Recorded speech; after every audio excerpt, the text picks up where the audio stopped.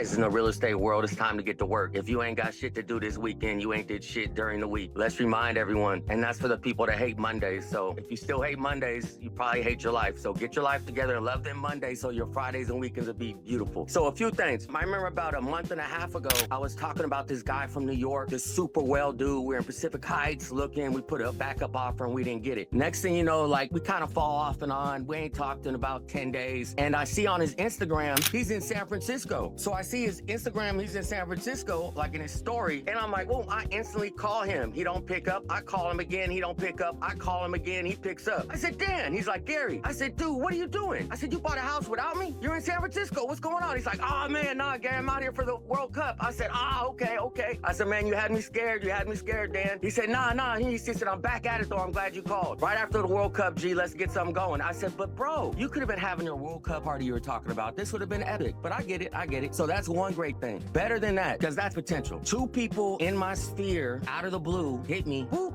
Hey, Gary.